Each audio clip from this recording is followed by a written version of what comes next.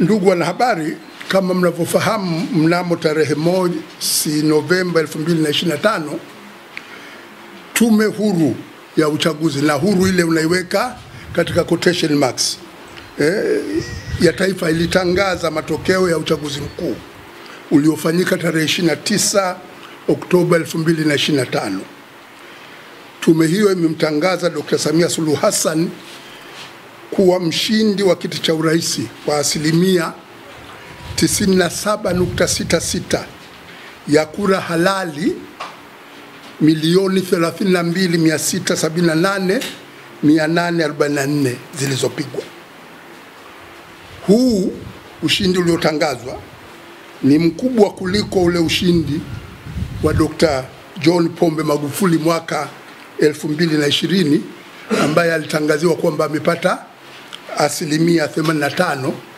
Haidhuru watu walioshiriki katika uchaguzi kidogo, ilikuwa kama nadhani asilimia 50 hivi.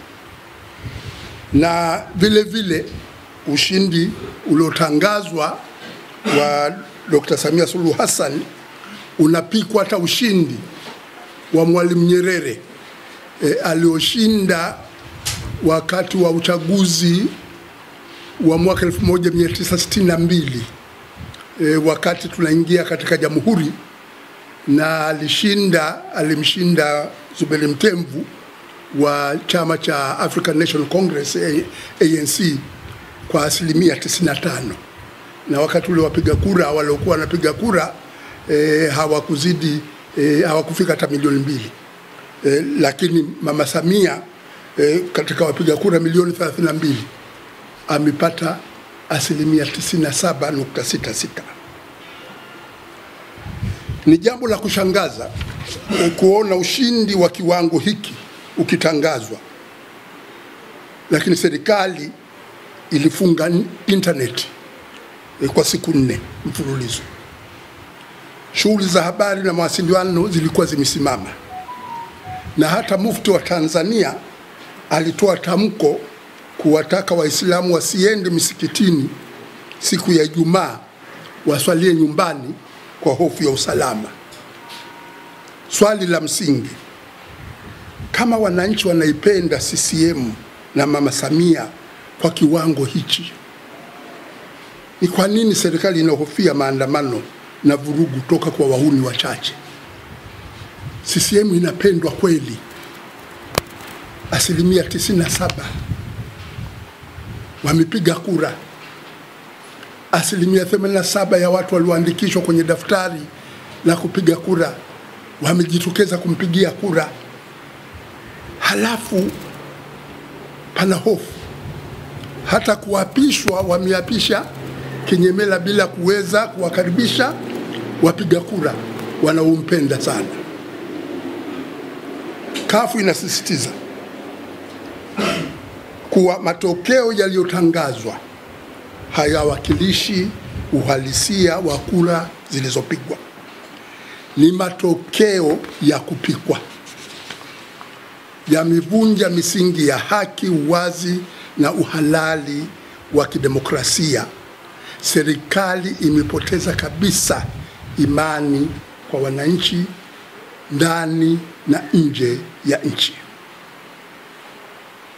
Sasa katika uchaguzi huu, na hili jambo lilipaswa nilieleze baadaye, lakini baada ya kushauriana na viongozi wenzangu wa kamati ya uongozi ya Baraza Kuu, Kafu inatamka wazi kuwa uchaguzi mkuu wa 2025 haukuwa huru, haukuwa wa haki wala wa kuaminika. Ni ubakwaji mwingine wa demokrasia. Matokeo yaliyotangazwa hayana uhalali wa kidemokrasia.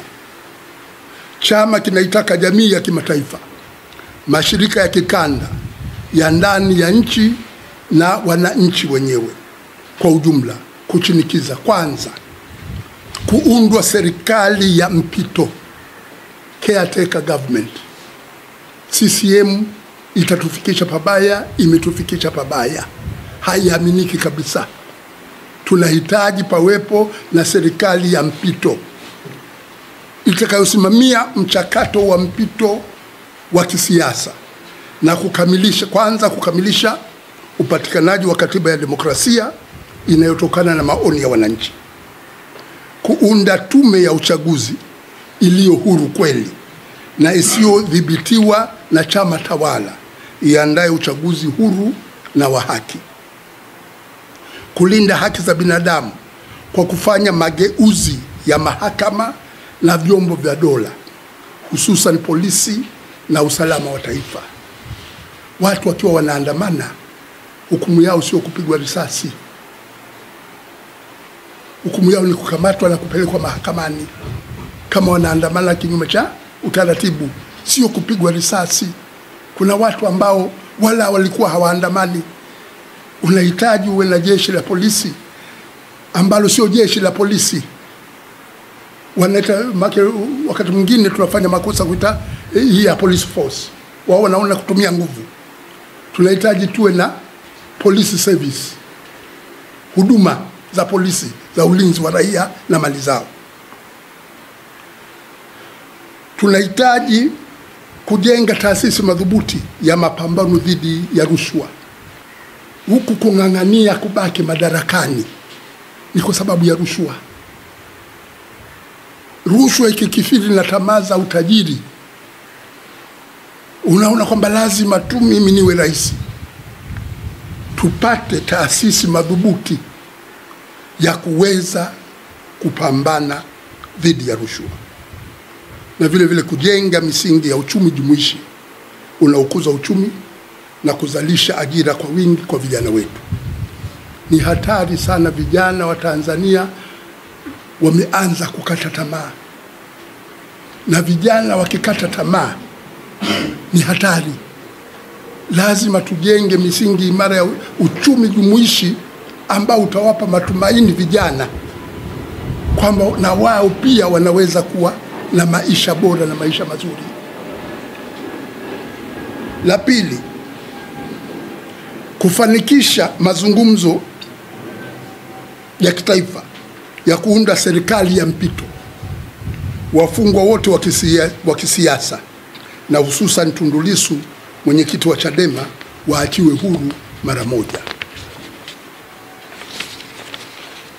Tatu, kufanyika kwa uchunguzi huru wa mauaji, uvunjaji wa haki za binadamu, uharibifu wa mali na uhalifu katika wakati huu wa uchaguzi. 4, tunawapa pole ndugu na jamaa wote waliopoteza ndugu na wapendwa wao katika mauaji yaliyofanyika katika kipindi cha uchaguzi. Kuomboleza vifo vya Watanzania wenzetu, bendera za CUF zitapandishwa nusu mlingoti nchi nzima kwa mwezi mmoja kuanzia leo. Natoa taarifa kwamba bendera zetu zipandishwe nusu mlingoti kuomboleza vifo vya Watanzania wenzetu ambao wamepata janga la kupoteza maisha. 5, CUF chama cha wananchi kinawaomba Watanzania wanaopenda haki nchini kote kufanya ibada maalum siku ya Jumatatu tarehe 10 Novemba 2025 kwa kufunga kula mchana na kufanya dua na maombi baada ya kufungua, kila mtu kwa imani yake. Dua na maombi yajikite kumuomba Mwenyezi Mungu kupitisha hukumu ya haki dhidi ya wale waliosababisha mauaji na yale yote yaliyotendeka katika uchaguzi mkuu wa 2025.